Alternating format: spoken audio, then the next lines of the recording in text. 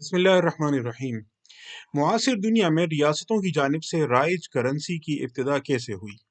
اس ضمن میں معاشیات کی کتابوں میں جو کہانی بیان کی جاتی ہے اس کو جوں کا توں قبول کر کے مان لیجئے کہ لوگ سوناروں کے پاس سونا رکھواتے تھے، رسید لیتے تھے۔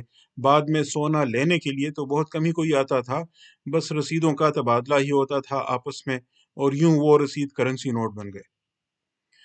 تاہم دوسری جنگ عظیم کے بعد ان نوٹوں کی یہ حیثیت ختم ہو گئی، کیونکہ ان کو ڈالروں کے ساتھ منسلک کیا گیا اور ڈالر کو کرنسی کے ساتھ، یوں یہ رسید کی رسید بن گئے، دین کی رسید کی رسید۔ 70 کی دہائی میں معاملہ مزید تبدیل ہوا جب ڈالرز کو بھی سونے سے الگ کر لیا گیا۔ اب سوال پیدا ہوتا ہے کہ اب تخلیق زر کا عمل کیسے ہوتا ہے، منی کیسے کریٹ کی جاتی ہے؟ اس عمل کے تجزیے کے بعد ہی ممکن ہوگا کہ اس زر کی علامت یعنی کرنسی نوٹ کی قانونی حیثیت کا تعین کیا جا سکے۔ جی ہاں، اچھی طرح نوٹ کر لیجئے کہ یہ جو کرنسی نوٹ ہیں یہ زر کی علامت ہیں، اسی وجہ سے ان کو فیاٹ منی یعنی علامتی زر کہا جاتا ہے۔ یہ علامت تبدیل بھی ہو سکتی ہے، جیسے کرنسی نوٹوں کی جگہ پلاسٹک منی، ڈیبٹ کارڈز، کریڈٹ کارڈز، اور ہر صورت میں یہ بس اعداد ہی ہیں، ڈیجٹس۔ جو لوگ صرف بٹ کوائن اور کرپٹو کرنسی کو ڈیجیٹل کرنسی سمجھتے ہیں وہ بہت بڑی غلط فہمی میں مبتلا ہیں۔ مقرر سن لیجئے، کرنسی نوٹ بھی ڈیجیٹل کرنسی ہی ہے۔ یقین نہ ہو تو ابھی جیب سے کوئی سا نوٹ نکال کر اس پر دیکھ لیجئے کہ اس پر اعداد موجود ہیں یا نہیں۔ وہی اعداد آپ کو دوسری جگہوں پر بھی نظر آتے ہیں۔ یہ علامتی زر کیسے تخلیق کیا جاتا ہے؟ اس کے معاشی پہلو کو ایک طرف رکھ کر یہاں میں قانونی امور واضح کرنا چاہتا ہوں۔ ان قانونی امور کے تعین کے بعد ہی واضح ہو سکے گا کہ کرنسی نوٹوں یا علامتی زر کی شرعی حیثیت کے تعین میں معاصر اہل علم، اسلامی معاشیات کے ماہرین کی بنیادی غلطی کیا ہے۔ وباللہ التوفیق۔ تو سب سے پہلے آئیے بل آف ایکسچینج کی طرف۔ کرنسی نوٹوں یا علامتی زر کی قانونی حیثیت کی درست تفہیم کے لیے سب سے زیادہ اہم قانونی تصور بل آف ایکسچینج کا ہے۔ آپ سہولت کی خاطر اسے ہنڈی سمجھ لیجئے۔ بل آف ایکسچینج ایک قابل انتقال وثیقہ ہے، قابل انتقال وثیقہ، نیگوشیبل انسٹرومنٹ۔ نیگوشیبل کا مطلب ہوتا ہے ٹرانسفریبل، قابل انتقال، انسٹرومنٹ قانونی دستاویز، وثیقہ۔ قابل انتقال وثیقہ جات سے متعلق قانون، نیگوشیبل انسٹرومنٹس ایکٹ، ہی وہ بنیادی چیز ہے جس سے موجودہ فیاٹ کرنسی پر بحث کی راہ کھلتی ہے۔ انگریزی قانون کی روح سے، اور یہی انگریزی قانون اس وقت پاک و ہند میں رائج ہے، قابل انتقال وثائق وہ وثائق ہیں جن کے ذریعے دین، کریڈٹ، ایک شخص سے دوسرے شخص کو منتقل ہوتا ہے۔ وہ قانونی دستاویزات جن کے ذریعے کریڈٹ، دین، ڈیٹ ایک بندے سے دوسرے بندے کو منتقل ہوتا ہے۔ اس قانونی دستاویز یا نیگوشیبل انسٹرومنٹ کی 3 قسمیں ہیں: promissory note, bill of exchange اور چیک۔ پرومیسری نوٹ، جسے مختصراً پرو نوٹ بھی کہا جاتا ہے، اس کی صورت یہ ہوتی ہے کہ زید لکھ کر بکر کو دے دے کہ میرے ذمے تمہارا اتنا دین واجب الادا ہے اور میں فلاں تاریخ کو تمہیں ادائیگی کروں گا۔ کسی مقررہ تاریخ کے بجائے مطالبے پر ادائیگی کا وعدہ بھی کیا جا سکتا ہے، on demand, payment on demand, جب وہ مطالبہ کرے میں ادا کروں گا۔ اسی طرح مخصوص دائن، کریڈیٹر کی جگہ اس کے حکم پر، to the order of mister so and so, یا حامل لحاظہ جس کے ہاتھ میں یہ رقع ہو، اس کو بھی ادائیگی کا وعدہ کیا جا سکتا ہے۔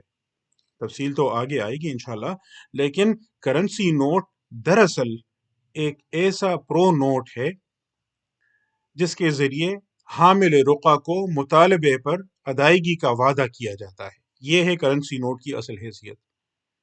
یہ ایسا پرو نوٹ ہے، پرومیسری نوٹ ہے، جس کے ذریعے حامل رقع کو مطالبے پر ادائیگی کا وعدہ کیا جاتا ہے۔ ایسی صورت میں وعدہ کرنے والے کو میکر اور جس کو ادائیگی کی جائے گی اس کو پیئی کہا جاتا ہے۔ اچھا، یہ تو پرو نوٹ ہوا۔ اب آئیے بل آف ایکسچینج کی طرف، جسے بی او ای مختصراً کہا جاتا ہے۔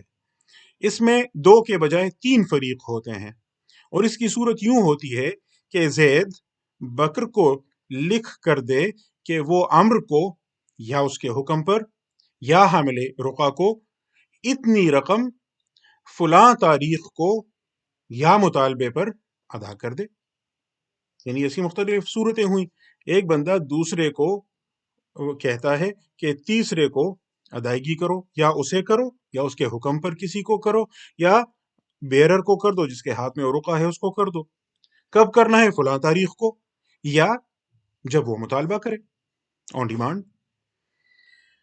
جب یہی بی او ای، یہی بل آف ایکسچینج اس طرح بنایا جائے کہ ادائیگی کرنے والا شخص، جس کو ڈرائی کہا جاتا ہے، وہ کوئی بینک ہو، زید اپنے بینک کو حکم دے کہ وہ تیسرے بندے کو ادائیگی کرے، تو اس صورت میں ایسے بی او ای کو، ایسے بل آف ایکسچینج کو چیک کہا جاتا ہے۔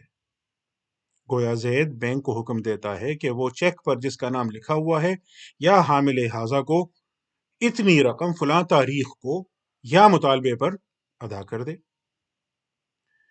واضح رہے کہ پرو نوٹ، بل آف ایکسچینج یا چیک ہر صورت میں وصولی کرنے والے یعنی پیئی کو حق ہوتا ہے کہ وہ اپنی جگہ کسی اور کے حق میں یا حامل حاضہ کو ادائیگی کا حکم جاری کرے، انڈورسمنٹ کے ذریعے۔ وہ آگے انڈورس کر دیتا ہے کسی اور کے نام، میرے بجائے فلاں کو ادائیگی کر دیں۔ پیئی یہ حق رکھتا ہے۔ البتہ بعض اوقات اس حق کو محدود کیا جا سکتا ہے۔ مثال کے طور پر جب چیک کو آپ کراس کر دیتے ہیں تو پھر صرف جس کا نام لکھا ہوا ہے اسی کو وہ ادا کیا جاتا ہے۔ پھر اگر آپ اس پر لکھ دیں پیز اکاؤنٹ اونلی، تو پھر اس کو بھی کیش میں ادائیگی کے بجائے اس کے اکاؤنٹ میں وہ چیک ڈپازٹ کیا جاتا ہے۔ غور کیجئے تو ان قابل انتقال وثائق نیگوشیبل انسٹرومنٹس کے ذریعے قانون نے نجی سطح پر افراد کو اور بینک کو تخلیق زر کا اختیار دیا ہے۔ چنانچہ کاروبار کی دنیا میں انہی وثائق کے ذریعے زر تخلیق کیا جاتا ہے، دین کریڈٹ منتقل کیا جاتا ہے، منافع کمایا جاتا ہے اور سود پھیلایا جاتا ہے۔ مثلا زید کے ذمے 1,00,000 کا دین ہے، کریڈٹ ہے، اور زید نے اسے پرو نوٹ دیا ہے جو 1 جولائی کو قابل تنفیذ ہوگا۔ یعنی بکر اپنے دین کی وصولی کے لیے 1 جولائی کو زید سے مطالبہ کر سکے گا، لیکن بکر کو کسی منافع بخش سودے کے لیے فوری طور پر نقد 90,000 کی ضرورت ہے۔ اس کا ایک اور دوست ہے عمر، جو اسے 90,000 نقد دے سکتا ہے، لیکن وہ بھی تو منافع کمانا چاہتا ہے۔ چنانچہ بکر وہ 1,00,000 کا پرو نوٹ عمر کو دے کر اس سے فوری طور پر 90,000 نقد لے لیتا ہے، اور عمر پھر 1 جولائی کو زید سے اس پرو نوٹ کے بدلے 1,00,000 وصول کرے گا۔ تو کیا حیرت کی بات نہیں ہے کہ سود کے خاتمے کے لیے کیے جانے والے مباحثے میں بالعموم قابل انتقال وثائق نیگوشیبل انسٹرومنٹس کے قانون کو یکسر نظر انداز کیا گیا ہے۔ ریاست نے نجی سطح پر تاجروں کو تخلیق زر کا یہ اختیار تو دے دیا، لیکن ایک مخصوص نوعیت کے زر کی تخلیق کا اختیار اپنے پاس رکھا ہے، اس پر منوپلی رکھی ہے۔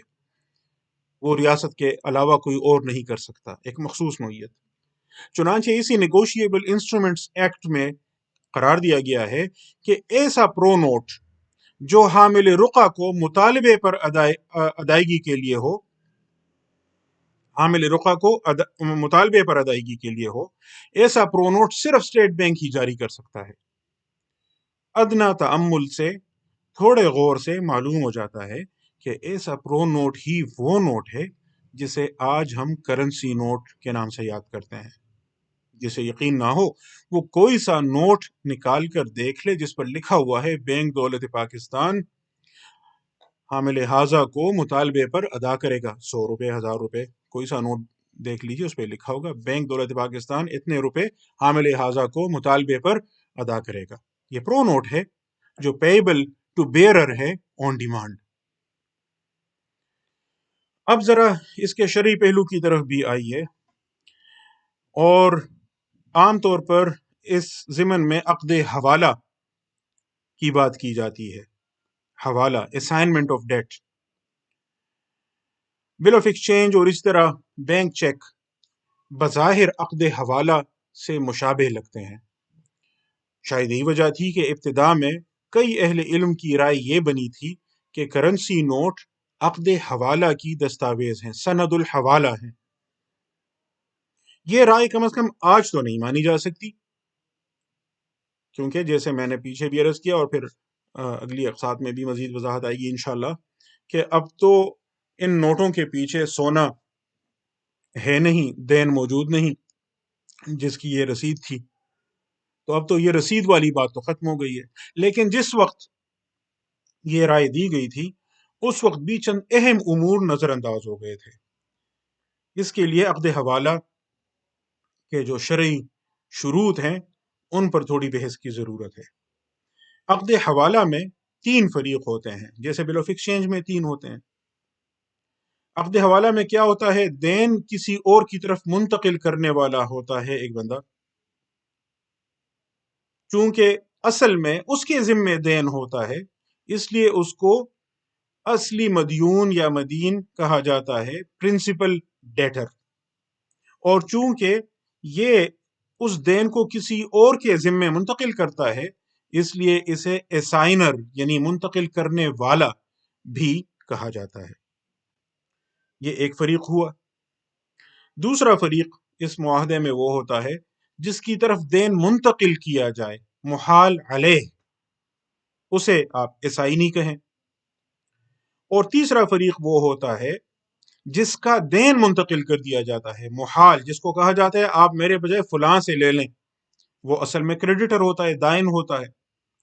اگر بکر کا دین تھا زید کے ذمے اور عمر کا دین ہے بکر کے ذمے، لیکن بکر نے عمر سے کہا کہ وہ یہ دین زید سے وصول کر لے، تو اس صورت میں بکر محیل ہے، عمر محال ہے اور زید محال علیہ ہے. عقد حوالہ کے لیے رکن کسی بھی عقد کی طرح ایجاب و قبول ہے، آفر اینڈ ایکسیپٹنس. ایجاب یعنی آفر محیل کی جانب سے، منتقل کرنے والے کی جانب سے. قبول محال اور محال علیہ دونوں کی جانب سے، اسائنی کی جانب سے بھی اور کریڈیٹر کی جانب سے بھی. اب آئیے شرائط کی طرف. محیل یعنی اسائنر یا پرنسپل ڈیٹر کے لیے ضروری ہے کہ وہ عاقل بالغ ہو اور حوالہ کے لیے راضی ہو، اسے مجبور نہیں کیا جا سکتا. یہی تینوں شرائط، عقل، بلوغت اور رضامندی، یہ محال کے لیے بھی ہے اور محال علیہ کے لیے بھی، کریڈیٹر کے لیے بھی اور اسائنی کے لیے بھی. ان 3 شرائط کے علاوہ ایک اہم شرط یہ ہے کہ محیل کی جانب سے آفر اور محال علیہ کی جانب سے قبول ایک ہی مجلس میں ہو، ورنہ عقد حوالہ سرے سے وجود میں ہی نہیں آتا. یہ بہت اہم شرط ہے. محیل کی جانب سے جو منتقل کر رہا ہے دین، اس کی جانب سے آفر کہ میرے بجائے فلاں سے لے لو، اور اب جس سے لینا ہے اس کی جانب سے رضامندی، اور جس کو کہا جا رہا ہے کہ تم جا کے اس سے لے لو اس کی جانب سے رضامندی، اس کی جانب سے آفر، ان دونوں کی جانب سے رضامندی، یہ ایک ہی مجلس میں ہو. اچھا، اب آئیے اس دین کی طرف، محال بھی جسے منتقل کیا جا رہا ہے، وہ جو ڈیٹ ہے اس کی شرائط کی طرف. تو 2 شرطیں ہیں. ایک یہ کہ وہ دین ہو، عین نہ ہو. عین یعنی کوئی معین کموڈٹی جس کو آپ معین کریں کہ یہ کتاب، وہ گلاس یا کوئی اور گھڑی، کوئی جس کو معین کیا جا سکے، نہیں، بلکہ وہ دین ہو جو ذمہ سے اٹیچڈ ہو. دین اور عین کے فرق پر ہم کسی اور مجلس میں تفصیلی گفتگو کریں گے انشاءاللہ. اچھا، تو ایک شرط یہ ہے کہ وہ دین ہو، عین نہ ہو، اور دوسری شرط یہ ہے کہ یہ دین لازم ہو. بس جو دین غیر لازم ہو اسے حوالہ کے ذریعے منتقل بھی نہیں کیا جا سکتا. اب خود سوچئے جتنی شرائط میں نے ذکر کی ہیں، کیا بل آف ایکسچینج میں ان شرائط کی پابندی ہوتی ہے؟ عقل اور بلوغت کو تو چلے مان لیں ہو جائے گا، لیکن رضامندی، اور وہ بھی ایک مجلس میں؟ غور کی بات یہ ہے کہ حوالہ میں تو تینوں فریقوں کی رضامندی ضروری ہوتی ہے۔ کیا یہ فرض کیا جا سکتا ہے کہ جو تیسرا فریق ہے، بینک یا ڈرائی، اس کی رضامندی دلالتاً موجود ہے، بائی امپلیکیشن موجود ہے؟ مثال کے طور پر جب ایک بندے نے بینک میں اکاؤنٹ کھولا تو بینک نے گویا وعدہ کیا کہ وہ اس کے کہنے پر ادائیگی کسی کو بھی کرے گا۔ کیا شرعاً محال علیہ اس طرح کھلی اجازت پہلے سے دے سکتا ہے؟ جب فقہائے کرام یہ کہتے ہیں کہ تینوں فریقوں کی رضامندی ایک مجلس میں ضروری ہے، تو آپ اس مجلس کو جتنی بھی وسعت دیں، بہرحال قابل انتقال وثائق نیگوشیبل انسٹرومنٹس کی جو رائج صورتیں ہیں یہ قابل گرفت ٹھہریں گی، اور اگر وہ قابل گرفت ہیں تو کرنسی نوٹ تو من باب اولا قابل گرفت ہو جاتے ہیں، کیونکہ وہ تو انہی قابل انتقال وثائق کی ایک قسم ہے، ایک مخصوص قسم۔ اس سے بھی زیادہ اہم سوال یہ ہے کہ ادائیگی کس چیز کی ہوتی ہے؟ حوالہ میں تو ادائیگی مال کی ہوتی ہے نا، یہاں تو مال کے بجائے کچھ اور چیز ہے جس کی منتقلی ہو رہی ہے۔ وہ کیا چیز ہے؟ وہ رسید ہے؟ نہیں، اب تو وہ رسید بھی نہیں، وہ تو وعدہ ہے۔ اس سوال پر مزید غور کیجئے گا، لیکن اس مسئلے کے ایک اور پہلو کی طرف بھی آئیے۔ شرعی لحاظ سے عقد حوالہ اس صورت سے مختلف ہے جب آپ کسی کو دین قبضے میں لینے کے لیے اپنا وکیل بناتے ہیں۔ آپ کا کسی کے ذمہ دین ہے، آپ اپنے دوست کو کہتے ہیں جا کر وہ اس سے وصول کرے۔ اسے توکیل بقبض الدین، ایجنسی فار ریسیونگ ڈیٹ کہا جاتا ہے، اور یہ عقد حوالہ سے مختلف ہے۔ توکیل بقبض الدین، ایجنسی فار ریسیونگ ڈیٹ سے مراد یہ ہے کہ زید کا دین بکر کے ذمہ تھا، تو زید نے اپنے وکیل عمرو کو اختیار دیا کہ وہ جا کر زید کی جگہ زید کا دین بکر سے قبضے میں لے لے۔ اس کے برعکس حوالہ میں ہوتا کیا ہے، زید کا جو بکر کے ذمہ دین ہوتا ہے وہ اب عمرو کا بکر کے ذمہ دین بن جاتا ہے، اور عمرو اپنا دین وصول کرتا ہے، نہ کہ زید کا۔ اگر عمرو کا پہلے سے زید کے ذمہ دین ہو اور زید کا بکر کے ذمہ دین ہو، اور اب زید عمرو سے کہے کہ تم میرے بجائے بکر سے اپنا دین وصول کرو، تو اس پر قانونی سوال یہ پیدا ہوتا ہے کہ عمرو کا دین تو زید کے ذمے تھا، نہ کہ بکر کے ذمے۔ اسی طرح بکر کے ذمے تو زید کا دین تھا، نہ کہ عمرو کا۔ تو پھر عمرو دین کا مطالبہ بکر سے کیسے کر سکتا ہے؟ اسی لیے فقہائے کرام نے قرار دیا کہ اس تحویل یا دین کی منتقلی کے لیے تینوں فریقوں کی رضامندی ضروری ہے۔ آپ کا دین اس کے ذمے ہے، اس کا دین اس کے ذمے ہے، آپ جو دین کی منتقلی آپس میں کر رہے ہیں تو تینوں کا اس پہ راضی ہونا ضروری ہے، اور وہ بھی ایک مجلس میں۔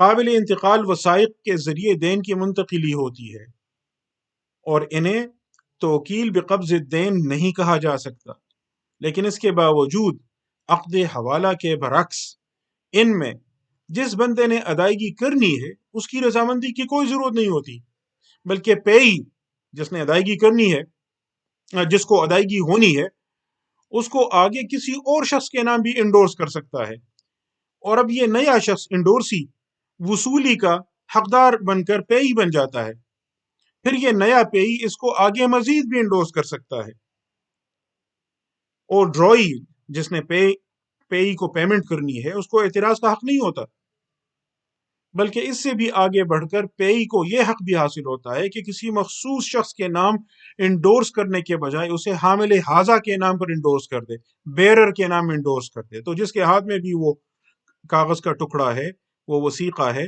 وہ حقدار ہو جاتا ہے۔ یہی چیز بنیاد بنی ہے اس تصور کی جس کو آج ہم فیاٹ کرنسی یا علامتی زر کہتے ہیں۔ مزید انشاءاللہ اگلی نشست میں۔